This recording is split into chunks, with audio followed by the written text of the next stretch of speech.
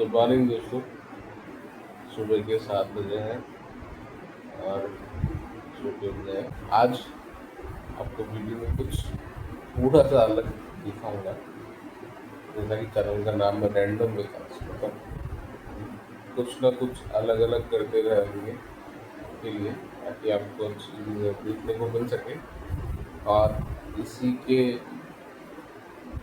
अंतर्गत, मतलब इसी कड़ी में रहे इंश्योरेंस आपको ज़रूर बताया जाएगा, क्योंकि इंश्योरेंस मेरा सब्जेक्ट रहेगा, मगर समझाने का तरीका आपका बदलता रहेगा। अभी जो ब्लॉग्स आप देख रहे हैं उसमें मैं आपको नगर भ्रमण यानी कि शहर का जो है वो शहर की हिस्ट्री बता रहा हूँ। शहर में क्या क्या जगह है घूमने लायक वो आपको दिखा रहा हूँ। साथ में कुछ आपको इंश्योरेंस की इंफॉर्मेशन भी दी है और ये जारी रहेगा। इसके साथ ही कुछ और ऐड करते रहेंगे। बस आप सभी से रिक्वेस्ट है, ये चैनल नया है, इस चैनल को प्लीज़ सब्सक्राइब कीजिए, वीडियोस को लाइक कीजिए और वीडियो अंत तक जरूर देखिए। इसके अलावा शेयर कीजिए। धन्यवाद। मंदिर के बाहर पहुंच गए हैं, मंदिर में दर्शन करने के लिए। आइए आपको अंदर लेके चलते हैं। जय भोलेनाथ। भोलेनाथ का दर्शन के लिए आए हैं। अभी पंडित जी स्नान करा रहे हैं। चलिए हम भी पहुंच गए।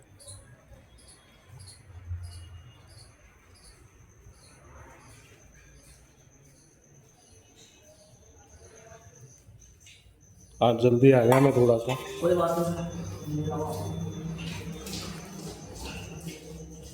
हे भोलेनाथ ने स्वीकार करें। नमामि शमीशान निर्वाण रूपम व्यापकम वेदम स्वरूपम निजम निर्गुणम निर्विकल्पम निरीयम चिदाकाशमाकाशवापुंजम निराकारम ओंकार मूलम तुर्यम गिरागान गौतितम मिशन गिरि करालम महाकाल कालम कृपालम गुणागार संसार पारंतम तुषादासि गंगा जुगारम वीरमन तीव्रवासी शरीरम स्फुर्मोलिका लोलिनी जारगंगालस बाल बालंदु घंटे भुजंगा चलत कुंडलम शुभ्रनेत्रम विशालम प्रसन्ना नीलकंठम मृगाधी शर्मामरम गुण्डमालम प्रियम शंकरम सर्वनाथम भजामि प्रचंडम प्रगस्टम प्रगल्भम परेशम अखंडम भजमानुकोटिम प्रकाशम त्रयशूल निर्मूल शूल पाणी मजे मवानिपति भावज्ञम गलातीत कल्याण कल्पान सदा सज्जनानंदाता पुरारी चिदानंद संदो मोहापहारी प्रसीदम प्रसीदम प्रभु मुंदन मारिणया उमानाथ पादम रविंदम भजन्ति अलोके पर्यवाणनाथव सुखम शांति संतापनाशम प्रसीदम प्रभु सर्वभूतादिवासम न जानामि योगम जपम रेभु तत्वं सदा सर्वदा शंभु राग चंद दुखो दुदातव्यमानं प्रभु पाहि आपन नमामि शं शंभो। ओम नमः शिवाय, हर हर महादेव। तो दोस्तों एक छोटी सी कहानी आपको मैं आज सुनाने जा रहा हूँ। एक बार एक शहर में दो मित्र थे। दोनों बहुत जिगरी मित्र थे। स्कूल टाइम से, बचपन से ही दोनों साथ साथ थे। एक मित्र के पिताजी जो थे वो नगर सेठ हुआ करते थे। उनके काफ़ी सारे प्रतिष्ठान थे, मतलब काफ़ी सारे बिजनेसेस थे। और दूसरे जो मित्र थे वो जो थे, उनके पिताजी एक सरकारी कर्मचारी थे। जो सेठ जी के पुत्र थे उनका नाम था श्याम बिहारी। और जो दूसरे मित्र थे सरकारी कर्मचारी जिनके पिताजी थे, उनका नाम था राम नारायण। तो इस तरीके से ये दोनों मित्र थे, श्याम बिहारी और राम नारायण जी।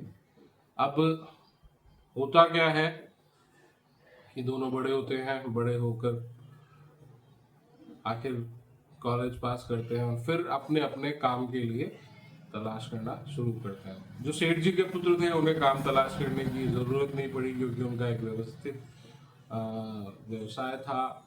तो वो अपने पिताजी के साथ ही अपने व्यवसाय में लग गए। और जो हमारे राम नारायण जी थे, उन्हें स्ट्रगल करना पड़ा। उन्होंने काफ़ी एग्ज़ाम्स वगैरह दिए सरकारी नौकरी की, काफ़ी कोशिश की, लेकिन नहीं लगी। तभी उनके पिताजी के एक मित्र ने उनको सलाह दी कि आप क्यों नहीं एक जीवन बीमा अभिकर्ता के रूप में अपनी सेवाएं लोगों को दे, जिससे कि लोगों को एक अच्छा जो है प्रोडक्ट मिल सके, मतलब एक अच्छे तरीके से समझाया जा सके लोगों को, और उन्हें समझाकर उन्हें एक अच्छी चीज दी जा सके जो उनके जीवन में काम आए या उनके परिवारजन के काम आए। तो हमारे राम नारायण जी को ये बात जच गई। उन्होंने जीवन बीमा निगम का एग्जाम दिया। एग्जाम देके उन्होंने उसको क्लियर कर लिया।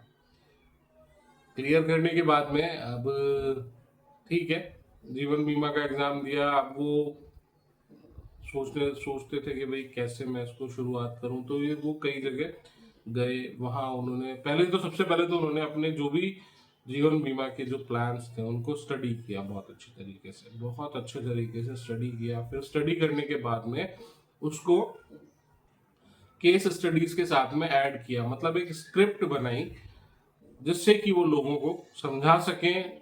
उसके बाद में वो प्रोडक्ट्स के फीचर्स लोगों को बता सकें, उनके बेनिफिट्स लोगों को बता सकें, और इस तरह से करके बहुत मतलब परिपक्व तरीके से उन्होंने अपना जो भी काम है उसको शुरू किया, और उसमें उनको सफलता भी मिली। लोग उन्हें काफी पसंद करने लगे।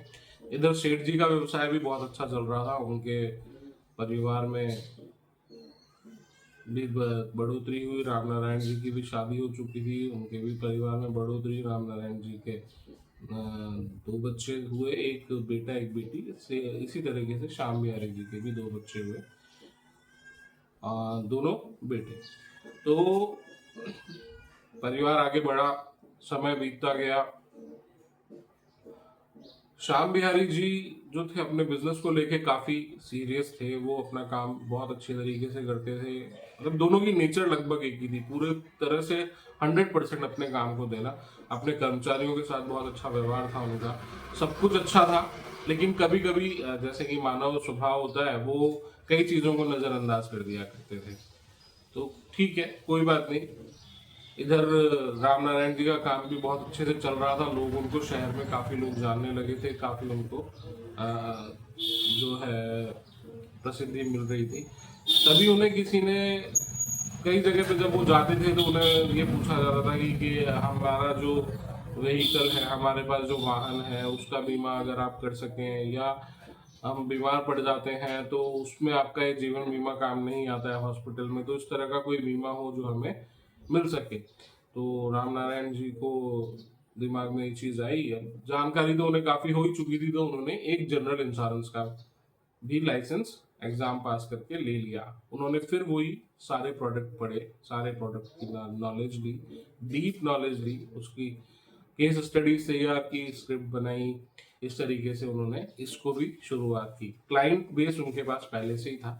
जीवन बीमा में जिनको जीवन बीमा दे रहे थे उन्हीं के पास में वो जाते थे और उन्हें समझाते थे कि भाई क्या आवश्यकता है आपको स्वास्थ्य बीमा यानी हेल्थ इंश्योरेंस, मेडिक्लेम इनकी, या आपके वाहन को इंश्योरेंस की क्या आवश्यकता है, वो कहाँ कहाँ पर आपको फायदा, मतलब फायदा तो नहीं, कहाँ कहाँ पर आपको काम आ सकता है, आपके आपके नुकसान की भरपाई कर सकता है।